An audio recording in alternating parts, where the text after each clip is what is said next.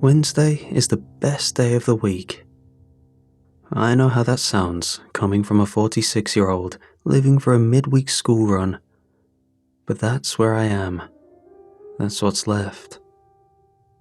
Every Wednesday evening, I drive the carpool for 4 kids, my daughter, Ashley, and 3 of her friends from school, Leia, Craig, and Manny. I pick them up from the after-school club at 4:30, and I drive them home, one by one, door to door, same order every week. Leia first.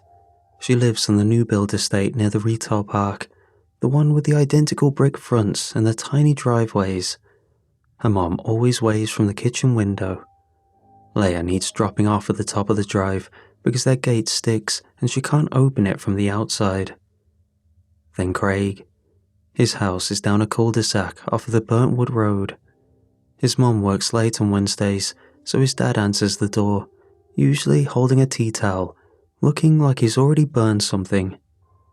Craig's 10, the youngest of the group, and he talks the entire journey about football, Minecraft, or whatever YouTube video rewired his brain that morning. He doesn't need encouraging, just needs an audience. Manny is after Craig. Manny is quiet, not shy. There's a difference. Shy kids want to talk, but can't. Manny just doesn't. He sits in the back, behind the passenger seat, hands flat on his knees, watching the road. His dad opens the door, nods at me, and pulls Manny inside. I've never been invited in. Never heard his dad say more than 2 words. Then, it's just me and Ashley. And that's the part I live for. The route home takes about 40 minutes. It's mostly B-roads, ones that snake through semi-rural Staffordshire. Fields, hedgerows, and the occasional farm shop that's never open when you need it. Streetlights thin out after the first 10 minutes. After 20, they're gone entirely. You learn the potholes by memory, which bends tighten halfway through, which stretches flood in November. I know this road the way I know the inside of my own house. It's mine. The forecast had been screaming about snow all day. Amber warning, first proper cold snap of the winter. The news said 6 inches by midnight, possibly more in the north of the country. Travel is not advised. I'd watch the weather on my lunch break, standing in the staff kitchen with a mug going cold in my hand, and I thought about ringing round. I didn't. The other parents have work, the kids have clubs. Craig's mom does a late shift on Wednesdays. Leia's mom drives the delivery route. Manny's dad, well, I've never really known what Manny's dad does.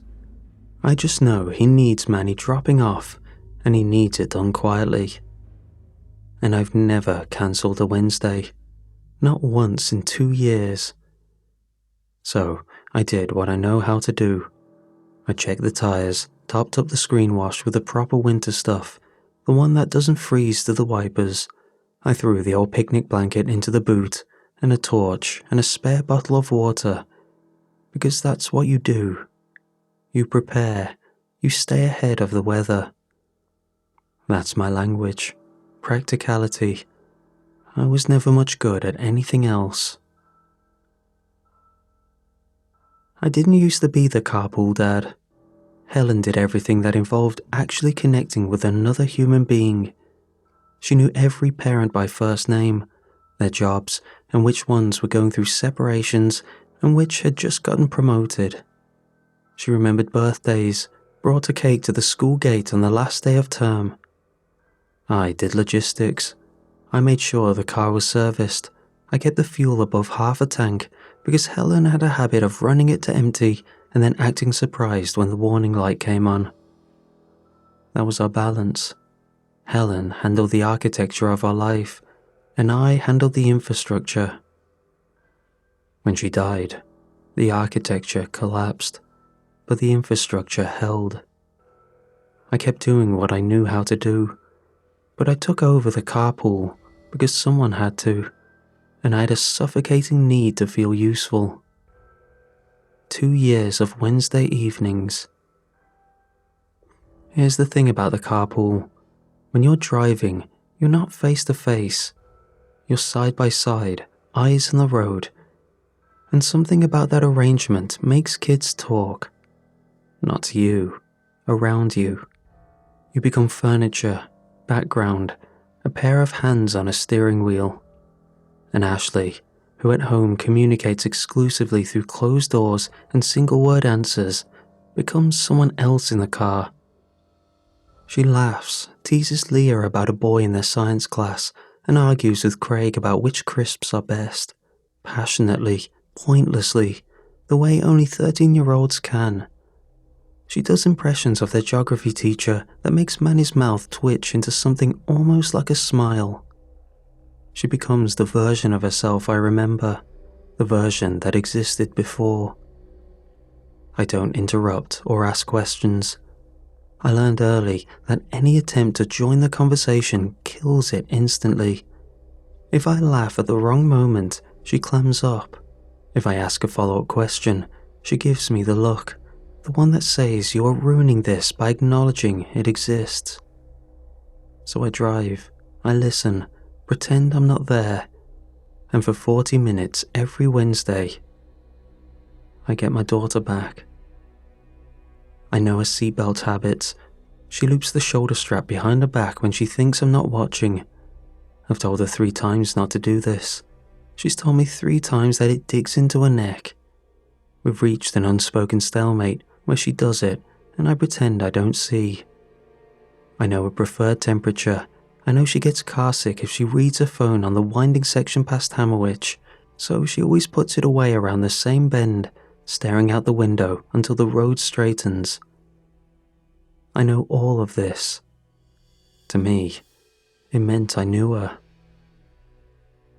I don't know what music she listens to. I've heard it bleeding through her bedroom door. Nothing I recognize, but I've never asked.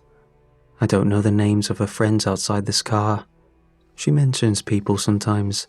A girl called Jess, a boy called Kai. Names without faces.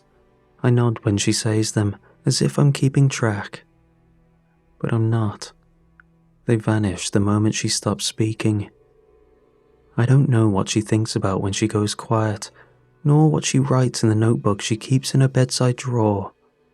I don't even know if she misses her mum the way I do, constantly, like a bruise that won't heal, or if she misses her differently, in a way I can't access because I never learned the language.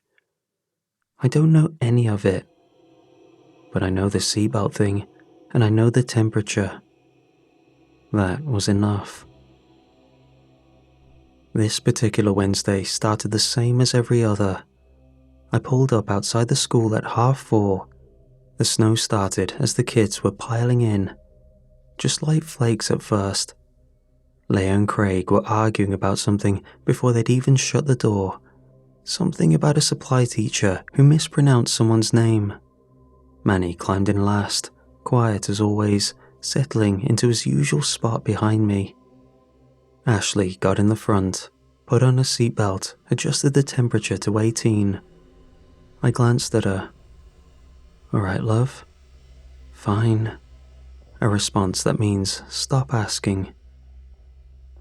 I pulled out of the school car park, wipers on low, and turned onto the B road. The snow was thickening already. The flakes had stopped drifting and started falling properly, angling across the headlights. The road was still clear, snow not clinging to the road, just melting as soon as it landed. But I could see the fields beginning to turn, the hedgerows catching a dusting that hadn't been there 5 minutes ago. "Mr. Adams?" Leia's voice was half muffled against the window. "Do you think it'll stick?" "Might do." "My mum says it never sticks round here." "Your mum's mostly right." Craig launched into something about a video he'd seen. A man in Scotland who'd built an igloo in his back garden, and Leia started arguing about whether you could even call it an igloo if you use the freezer to help make the blocks, and the two of them were off. Proper Wednesday chatter, the kind that turned me into furniture.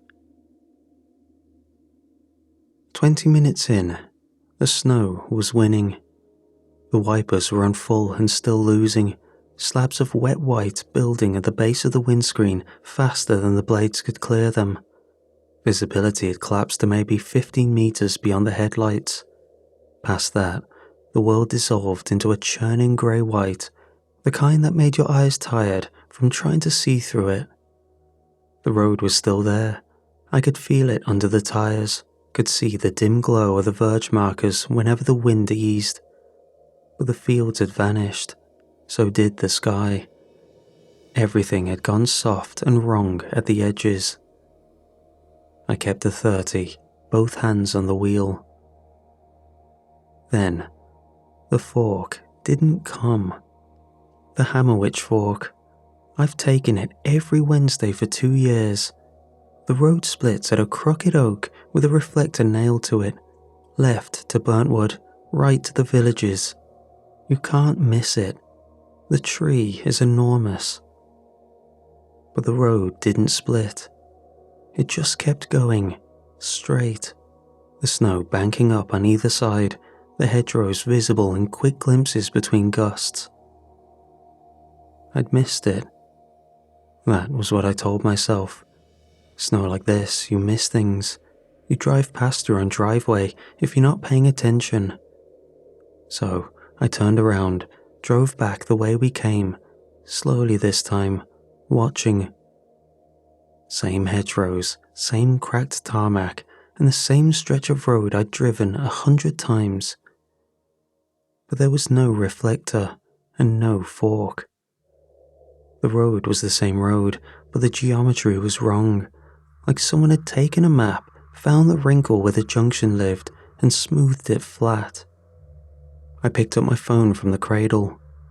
Google Maps showed us on the correct route.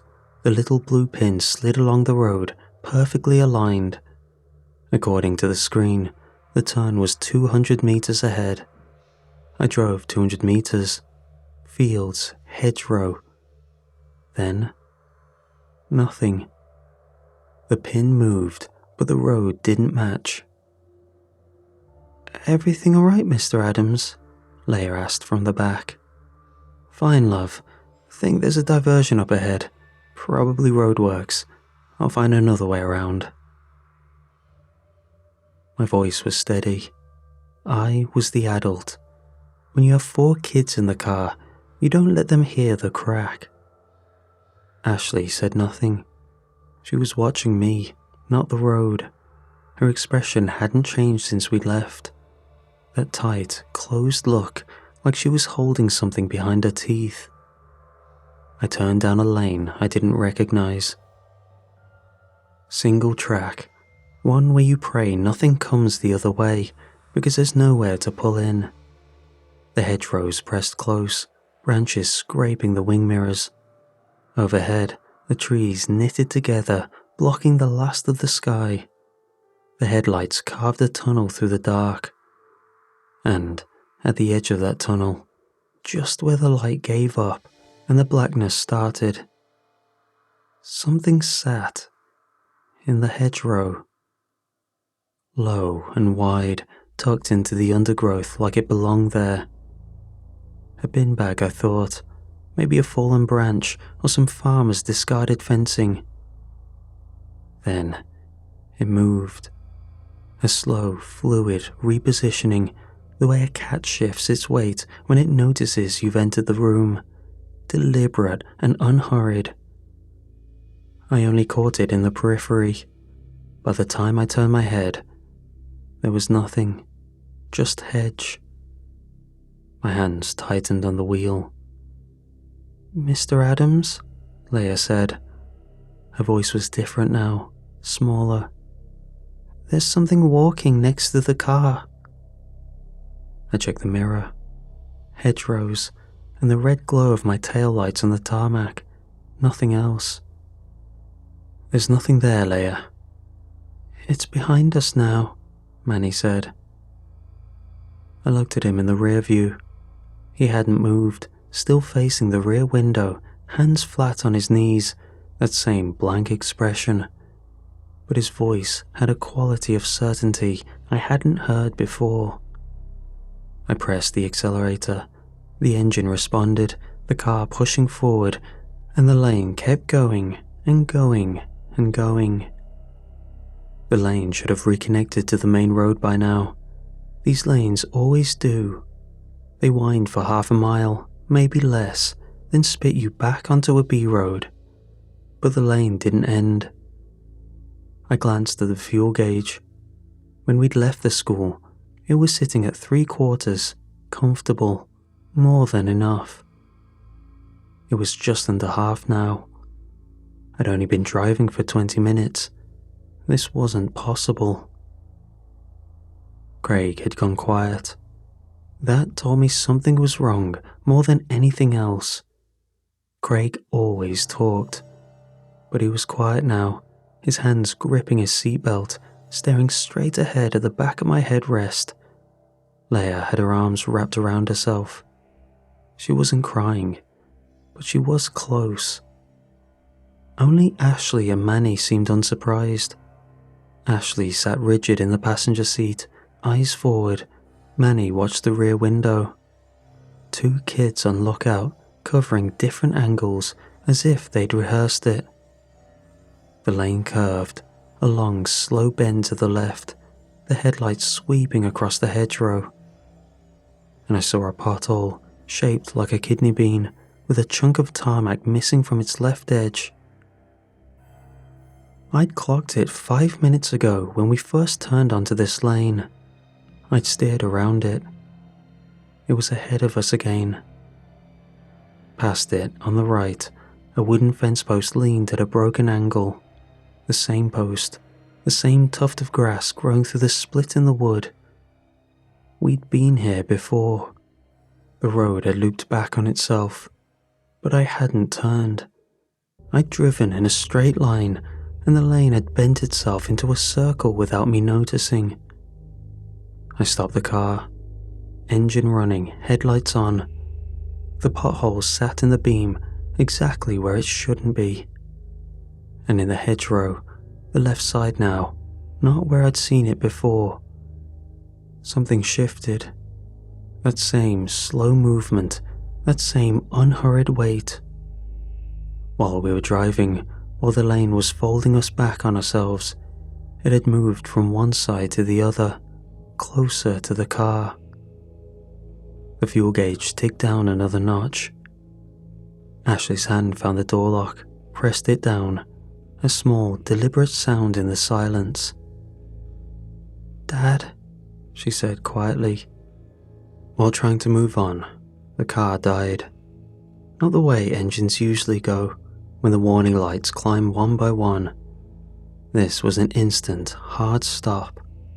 The engine cut, the dashboard went black, the headlights snapped off, and the wipers stopped mid-sweep with a rubber squeak against the glass.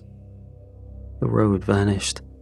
Without the headlights, there was nothing, just a black and white swirl of falling snow pressing against every window, thickening on the windscreen almost at once. The blades had frozen halfway across. Snow built against the edge of them, a thin white lip, growing. For a moment, nobody moved. I could hear Leia breathing behind me. Quick, shallow breaths, barely controlled. Craig made a small, involuntary sound, the sound you make when the ground drops out from under you. I turned the key. Nothing. I turned it again.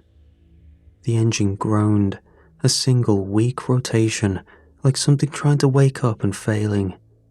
The headlights flickered on for half a second.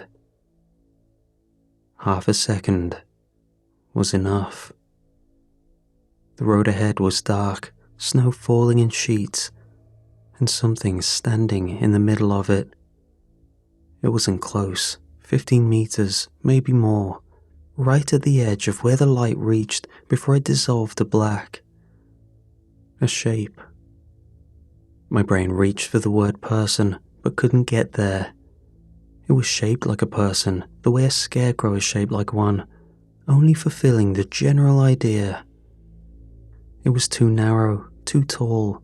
The proportions were off in a way I couldn't pin down in the half-second I had, but it landed somewhere deep, somewhere older than thinking. The limbs hung at angles that didn't make sense, jointed wrong, like whatever was inside that shape had been told how a human body worked but had never actually seen one. The lights died, darkness again. The image stayed, burned into my vision, floating against the black. "Mr. Adams?" Leia's voice, barely above a whisper. Wet. She was crying. I could hear her trying to swallow it, trying to keep it quiet, the way kids do when they think making noise will make things worse. "Mr. Adams? What was that?" "It's okay, Leia." It wasn't. She knew it wasn't.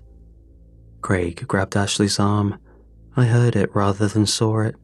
The rustle of fabric, the sharp intake of breath. She didn't say anything. Manny spoke. His voice was flat, almost clinical, like he was reporting the results of an experiment. "It's been following us since the first turn." Silence. "It stays the same distance away, but it's getting closer when the lights are off." The words sat in the car like something solid. Nobody challenged them. No one said, "That's not real," or "Don't be stupid." Because every single one of us knew he was right. Manny had been watching it longer than any of us. He'd been facing the rear window, hands flat on his knees, tracking something none of us had the courage to look at. He'd known the whole time. I tried the ignition again. My hand shook so badly the key scraped against the barrel before I got it in. The engine didn't even try this time. Just a click. Dead. I sat there, both hands on the wheel, breathing through my nose, because if I opened my mouth, I wasn't sure what would come out. Think. "Stay in the car," I said. "Lock the doors, all of them. Don't open them for anything." "Dad." "Lock the doors, Ashley." I pulled the handle and stepped outside. The cold hit first. Proper cold now. The kind that clamps onto your face and steals your breath. But the air was wrong in the same way it had been before. It felt thick. It pushed back against me when I moved. A faint resistance on every step, like wading into a current. My lungs had to work harder, pulling in breaths that felt heavier than they should. I could hear the kids inside, the click of the locks engaging, one by one, Leia's muffled crying, Craig whispering something I couldn't make out. I knew, even as I walked to the front of the car, that this was a logistics response. The engine was dead, so I'd check the engine. I propped the bonnet open, took out my phone and turned on the torch. The beam was wrong, thinner than it should have been, the light struggling, like the darkness was pushing back against it the same way the air was pushing back against me. But it was enough to see. Battery, fine. Terminals, clean. Connections, tight. I checked the oil cap, checked the coolant reservoir, checked everything I knew how to check, which wasn't much, but it was something. It was my hands doing a thing instead of shaking. Everything looked fine. Everything should have been working. The snow landed on the engine block. It melted at first, beading into small grey drops, fizzing quietly against the residual warmth. Then it stopped melting, just sat there, building up in white patches across the metal as the engine cooled to the temperature of the dead air around it. I closed the bonnet and stood in the dark, phone torch pointed at the ground. And I felt it. The full, crushing weight of being the adult in a situation where being an adult meant nothing.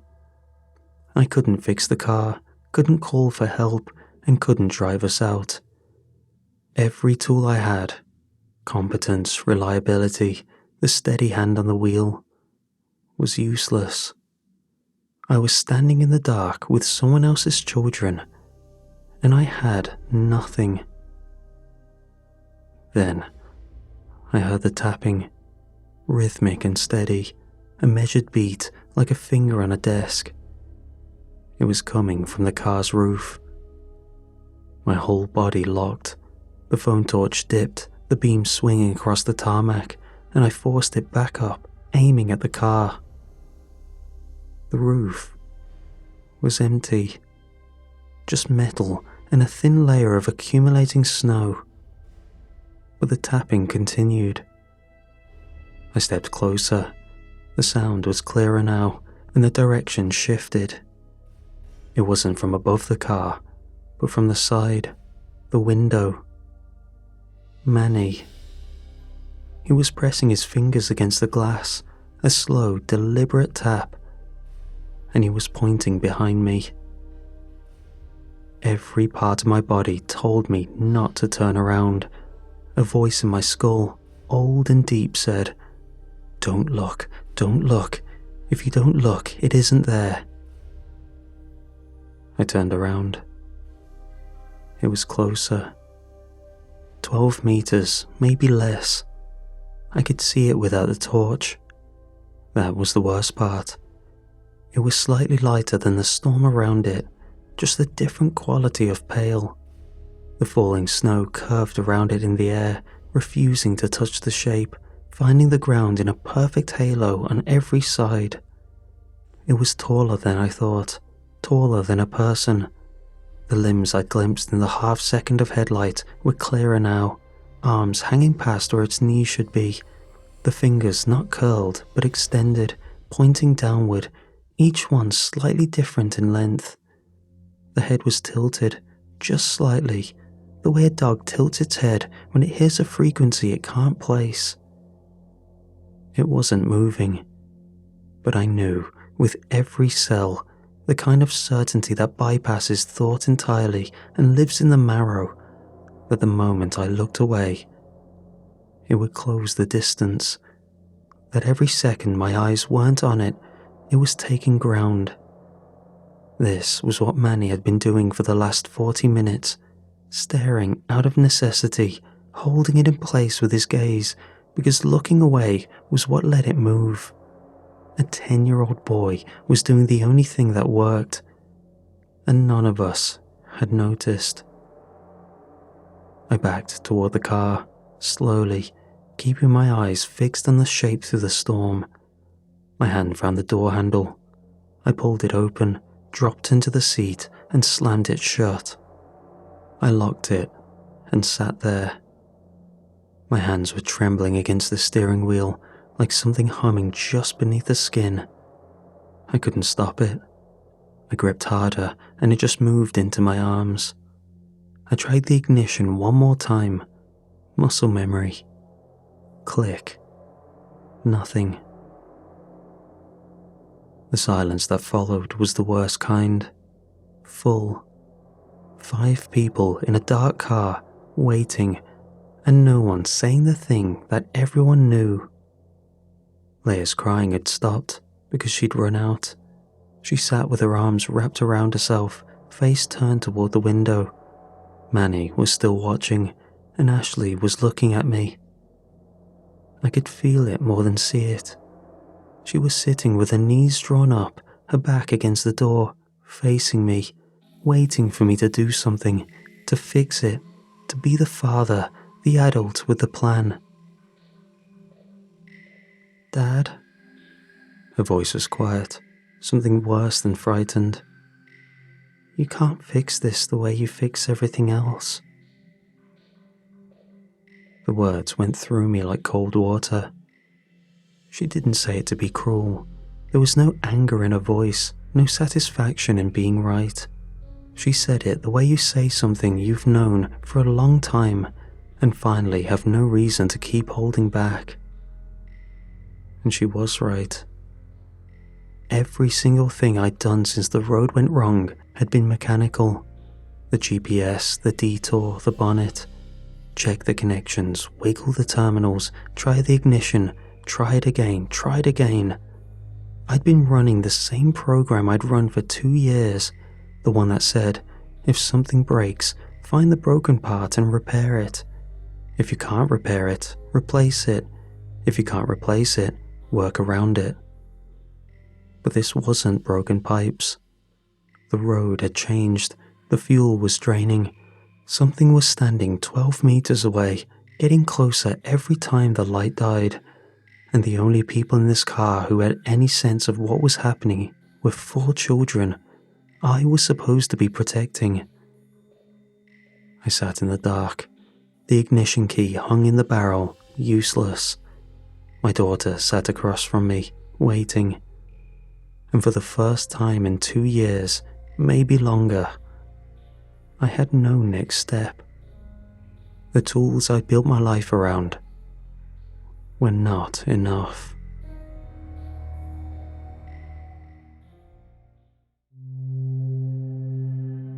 Hours passed, but it dragged. Time stopped being a thing you measured and became a thing you survived, minute by minute, in a dark car filling with cold. The snow kept building. I could feel it more than hear it, the weight of it accumulating on the roof, the windows, settling in layers, burying us slowly. The windscreen was the worst. With the wipers dead mid-sweep, the glass became a white wall within 20 minutes. The interior cooled fast. Without the engine, the heater was dead. The temperature dropped through comfortable, through cold, through the kind of cold that makes your joints ache and your breath turn solid in the air. I retrieved the blanket from the boot inside. I didn't dare get out, risking the cold rushing in and whatever lingered to take action. I gave the blanket to Leia and Craig. My coat went to Manny. He tried to refuse it, shaking his head, but I put it around his shoulders and he stopped arguing. The spare jumper from under my seat I handed to Ashley. She pulled it on without a word. It was mine, too big on her, the sleeves hanging past her hands. Craig fell asleep first. Exhaustion overruled everything. His head drooped against Leia's shoulder, and within minutes, he was gone. Leia sat still, careful not to wake him, the blanket pulled around both of them. Manny was still watching the rear window, but less often now. His eyes would flick to it, hold for a moment, then come back to the interior of the car. He was running out. I could see it. An hour of unbroken vigilance had drained something out of him, and he was rationing what was left. Every time his eyes came back from the window, I checked the mirror. It was closer. 1 meter, maybe 2, but in the snow, I could track it, the clean space around it, that halo where the flakes refused to land. Ashley started talking. She spoke like she was feeding a thread through a needle, testing whether it would hold. A sentence, then silence, another sentence. Mom used to hum when she did the dishes. I said nothing. I used to think it was annoying. She'd do it every night, the same 3 songs. I'd sit at the kitchen table doing homework, and I'd think, why can't she just be quiet? She pulled the sleeves of my jumper over her hands. I'd give anything to hear it now. I felt something shift in my chest, like a door being pushed open against a drift of snow. She used to sit on the bathroom floor with me, Ashley said. When I had nightmares, she wouldn't say anything. She'd just sit there, cross-legged, on the cold tiles, and I'd... The rear window cracked. The sound was like a gunshot in the silence, a sharp, percussive snap, and then the high, crystalline spread of fractures webbing outward from a single point on the glass. Manny threw himself forward, away from the window. Leia screamed, raw, and Craig jerked awake, grabbing her arm, terrified. I spun in my seat.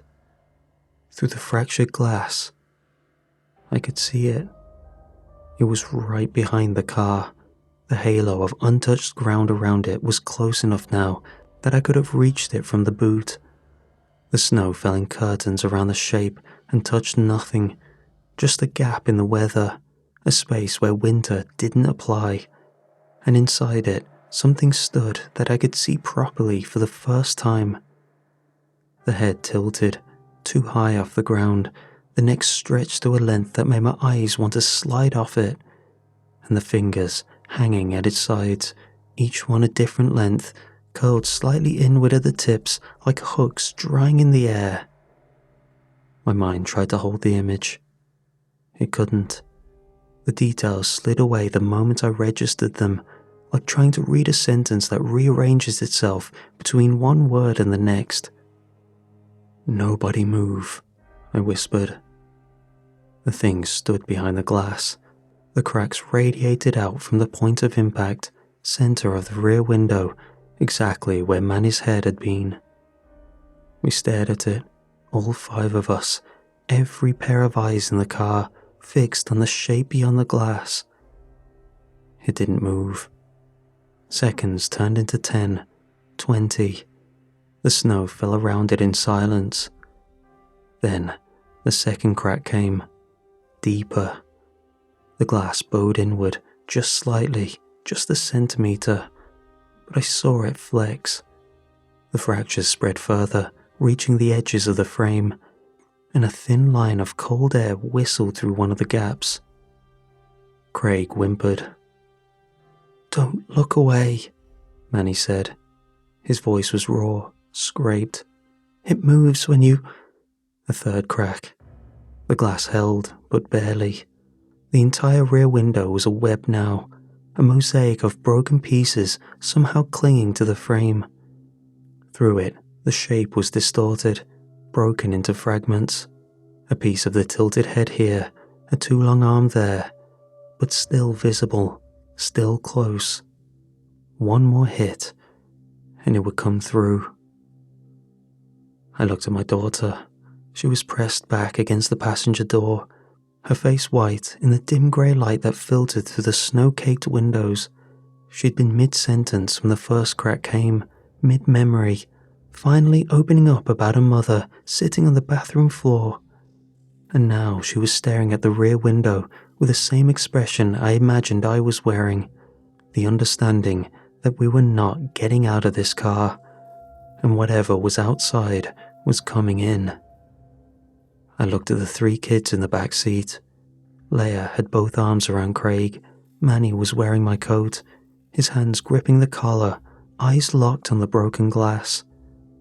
The rear window creaked, a settling sound, the weight behind it adjusting. There was no escape route, no tool I could pick up that would change what was about to happen. I looked at my daughter again, and I understood what I had to do. I took off my seatbelt. The click was loud in the silence. Ashley turned her head. "Dad, what are you doing?" I didn't answer. I leaned across and opened the glove box. Inside, the usual debris: service receipts, packs of tissues, a biro that had leaked. And at the back, a hazard triangle. Red plastic, reflective strips, the thing you set up behind a breakdown on the hard shoulder. Useless for what was coming. But it was something. "Dad? Dad?" Ashley repeated. Behind us, the rear window creaked. A slow settling sound, the weight behind it shifting, testing. I turned to Ashley. I tried to find the words Helen would have used, the right ones, the ones that would land softly and hold firm the way hers always had, warm and exactly enough.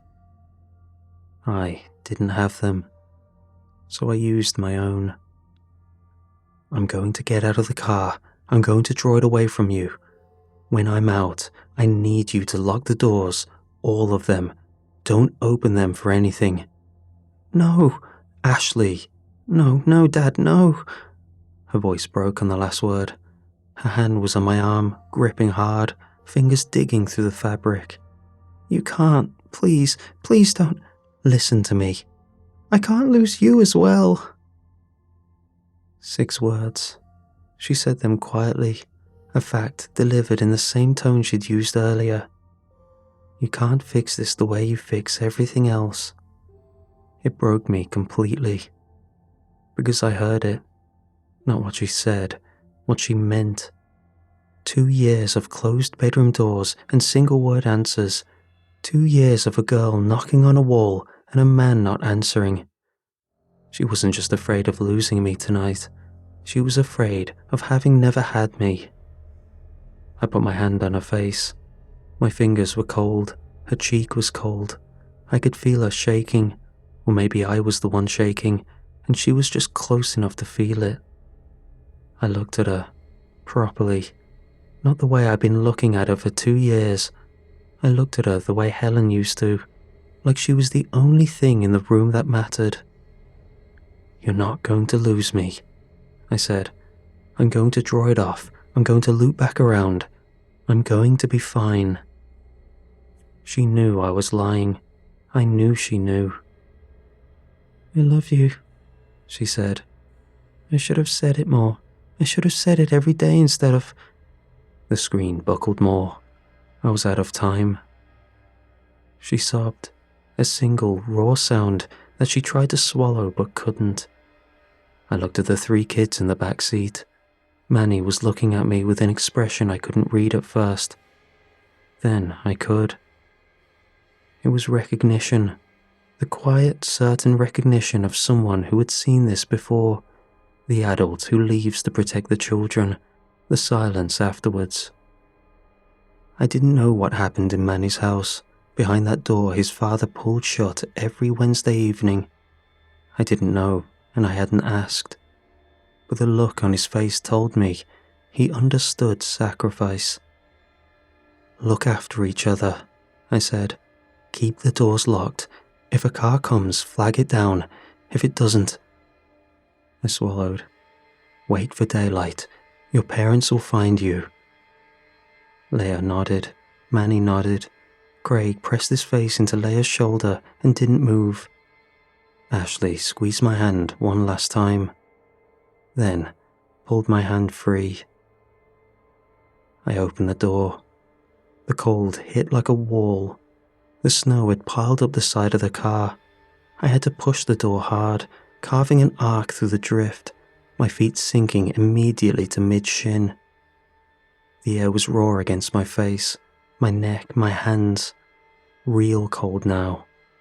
It wasn't the thick, resistant silence from before. Actual winter, the storm still falling, but thinner than it had been.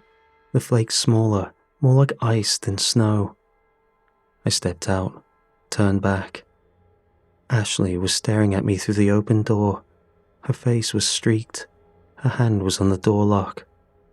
I nodded at her. She locked the door. The sound of the mechanism engaging was the loneliest thing I've ever heard. I turned toward the rear of the car. It was there, 5 meters, maybe less, close enough that I could have hit it with a thrown stone. The halo where the snow refused to fall started less than a car's length from the boot.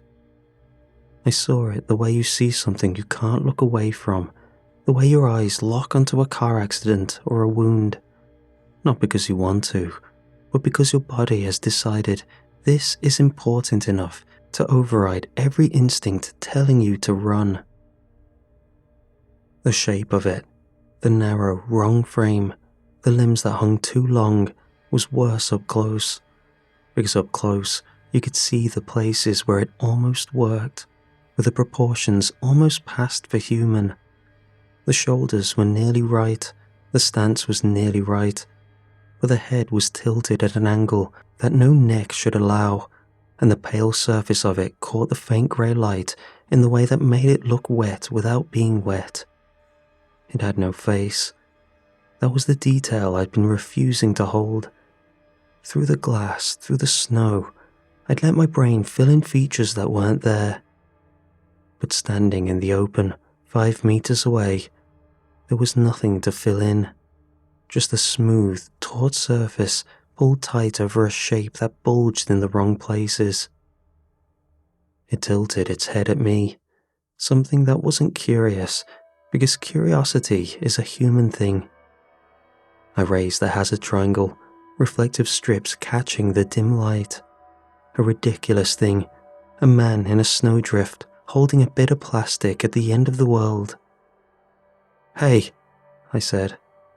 My voice came out hoarse, scraped thin, a sound made by a throat that had forgotten how to work. "Hey, look at me." I stepped sideways, away from the car, toward the field. "Look at me." The thing's head followed, a slow, smooth rotation, tracking my movement with no need to rush. I took another step. The snow was deeper off the road, past my knees, immediately dragging at my legs, the cold biting through my trousers. I held the triangle up in front of me like a shield that wasn't a shield. The thing took a step toward me. It moved the way nothing should move. A rearrangement, the limbs shifting, the distance between us closing by a meter without any visible sequence of muscle and bone. My heart was hammering so loud I could feel it in my teeth. Another step, another. Wading now, the snow to my thighs, every movement an effort, the cold sinking through my clothes and into the meat of me.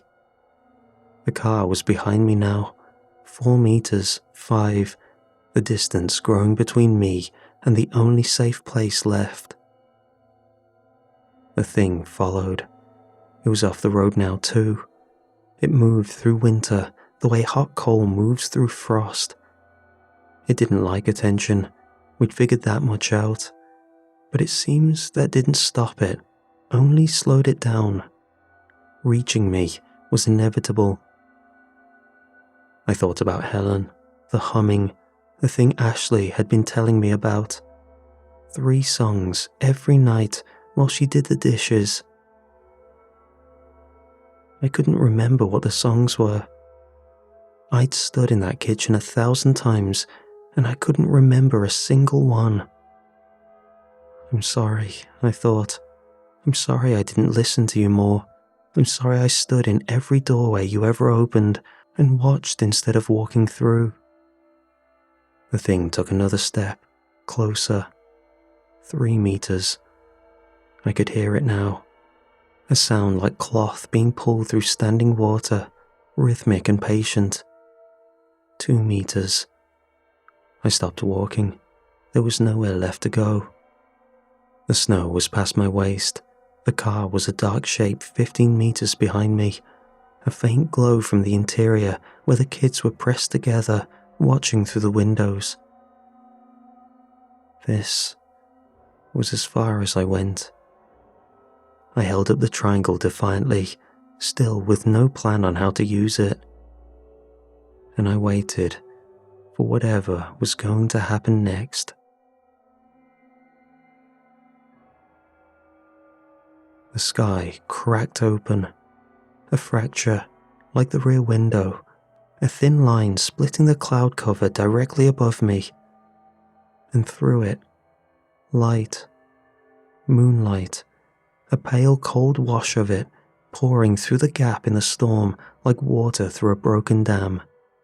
It hit the snow, and the snow lit up, the whole field, everything suddenly silver white and visible. The thing flinched instinctively, the way something flinches when it's been caught, when it has been operating in the space between seeing and not seeing, and suddenly there is no space left. The moonlight fell on it, and for one frozen moment, it was there. Every detail fixed and real and undeniable in the silver light. And then it moved, backward, faster than I'd seen it move all night. The limbs rearranged, the body folded, and it retreated. Not to the dark, because there was no dark anymore. Toward the hedgerow, tree line, whatever margin of shadow the moonlight hadn't reached. The gap in the clouds widened. More light. The storm was thinning, the snow was easing, the flakes smaller, the wind dying to a wheeze, the sky remembering what it looked like underneath. The thing reached the hedgerow. It stopped there, at the edge of the shadow. The moonlight highlighted the snow all the way up to the tree line, and the thing stood in the last strip of dark, the halo around it tight and small. Its head tilted back toward me. One more moment. Then it folded itself into the hedgerow and was gone. I stood in the field, waist deep in snow, the hazard triangle still raised. My arm was shaking so badly, the reflective strips were vibrating, throwing tiny red flickers across the white. The silence was different now. Real silence, the clean silence of a winter night after a storm. I lowered the triangle. Behind me, the car coughed, the engine turned over, then caught. A full, steady rumble, the headlights blazing on, cutting across the field and finding me standing there like a man who'd forgotten how to move. Through the windscreen, I could see Ashley. She'd climbed across to the driver's seat. Her hand was on the key, her face lit up by the dashboard glow. And she was looking at me with an expression I will carry for the rest of my life. The face of someone watching a person come back from a place they weren't supposed to. I waded back through the snow. It took a long time. My legs and hands were numb, and twice I stumbled, went down to my elbows in the drift. But the headlights held me in their beam the whole way, and Ashley watched me through the glass the whole way. When I reached the car, she unlocked the door before I could raise my hand to knock. I couldn't speak. The shaking had moved from my hands into everything. My jaw, my chest, my shoulders. I sat in the seat and shook, and the warmed air from the heater hit my face like something I didn't deserve. Ashley put her arms around me. She held on tight. She didn't say anything, didn't need to. I held her back. Behind us, Leia was crying quietly. Craig was holding her hand. Manny sat in my coat, watching the rear window. There was nothing there now. After a long moment, I wiped my face. I put the car in gear, and I drove. The road ahead was snow-covered, but real. The tires crunched through the fresh drift, finding the tarmac beneath, and the car moved the way a car is supposed to move. 100 meters on, I saw the junction. The signpost was half buried in snow, but the reflective letters caught the headlights. Names I knew, places I'd driven to 1,000 times. The crooked oak at the Hammerwich Fork, its branches heavy with white, the reflector glinting right where it had always been. I took the left turn to Burntwood. The streetlights appeared, one after another, lining the road like something welcoming us back.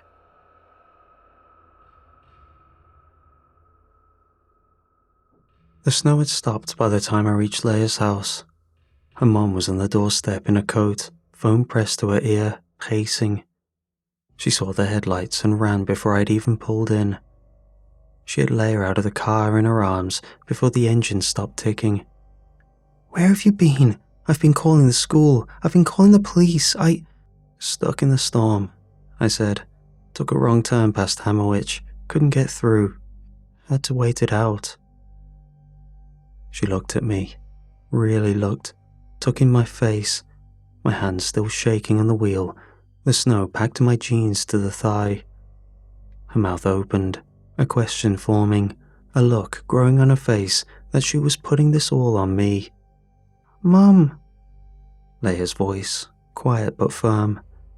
"Mr. Adams looked after us. It would have been bad otherwise." Her mum held the question for a moment, then let it drop. She thanked me. Leia looked back once before the door closed. A small nod, quick, just for me, a secret kept. At Craig's, both parents were already at the door, the tea towel forgotten on his dad's shoulder. His mom was already crying. Craig ran up the drive and disappeared into her arms, and his dad came to the car and shook my hand, hard, the grip of a man who'd spent hours imagining the worst. "Thank you," Craig called from the doorway. "We were safe. Mr. Adams got us through." I nodded. I couldn't speak. I knew my throat would close the moment I tried. I pulled away before his dad could see my face. Then there was Manny's house. The porch light was off. It was always off. I pulled up. Manny unbuckled his seatbelt slowly. He sat for a moment, hands on his knees, the way I'd seen him sit every Wednesday for 2 years without ever wondering what it meant. Manny was still wearing my coat. He started to shrug it off. "Keep it," I said. He looked at me. Then he nodded. He opened the door, climbed out, and stopped. Turned back, looked at me through the passenger window. "Thank you," he said. Quietly, 2 words, the most he'd said to me in one breath as a goodbye. His dad opened the front door. Just a nod, then silence. But then something I hadn't seen before. His dad's hand landing on Manny's shoulder as he passed through the door, not pulling him in, resting there, a small, uncertain weight, like someone remembering a gesture they hadn't used in a long time. The door closed. I sat in the car, staring at that dark porch, and thought about all the things that happen behind doors that people like me never know about. What Manny's father does to keep their lights on for Manny to be as composed as he was this night. Then, it was just us. Ashley in the passenger seat, my jumper still on. I drove home. The driveway was dark, the porch light off. I'd forgotten to leave it on. I always forgot. I cut the engine, and we sat there. "You were going to die for us," Ashley said. I couldn't answer. "You did that, yet you've barely talked to me in 2 years." I looked at my daughter. There was no accusation in her voice, just the bewildered, exhausted honesty of someone who had seen something old enough to question, but too young to fully process. "I'm sorry," I said. Small words. They didn't cover any of it. The closed doors, the microwave meals, my emotional absence that became routine. But they were real, and that was all I had. She cried. I cried. We sat in the car in the driveway and cried, and I held her hand, neither of us trying to rationalize the night. The next morning, I got up early. I made breakfast, burned the toast. The eggs were too runny. I scraped the black off over the bin and buttered what was left, put it on a plate, and set it on the table next to a mug of tea that was too strong. 2 placemats. Ashley came down. She stopped in the doorway, looked at the table, the 2 placemats, and something moved across her face that I couldn't name. She sat down. We ate in silence, but it was a different silence. Not the usual closed-off kind. The kind that might, with enough mornings, wear through. I drove to work. The B road was normal, just a road. The snow was already melting into grey slush at the verges, and the Hammerwich Fork was exactly where it had always been, the crooked oak with the reflector. I took it without thinking, but at the edge of my vision, the hedgerows looked different in daylight. Flat, ordinary scenery waiting for the light to go down. I thought about Helen, not the funeral or the paperwork. Her, the humming while she did the dishes, 3 songs every night, and I still couldn't remember what they were. The architecture she'd built that I'd let collapse because I didn't know how to hold the walls alone. I still don't know. But this morning, I sat at the table. At lunch, I picked up my phone. Wednesday was 6 days away. I opened the thread with Ashley. The messages before last night were all logistics, pickup times, shopping lists, dentist reminders. A man talking through a letterbox to a girl standing on the other side. I typed, "Want to do something this weekend? Doesn't have to be anything, just us." 3 dots appeared, disappeared, appeared again. Yeah, I'd like that. I put the phone down. The afternoon sky was grey and low outside the window. Somewhere under it, a stretch of B-road wound through the fields where the snow was already thawing and the hedgerows sat flat and patient, scenery waiting for dark. But with the rapport I had with the kids, I don't think they'd mind a detour from now on.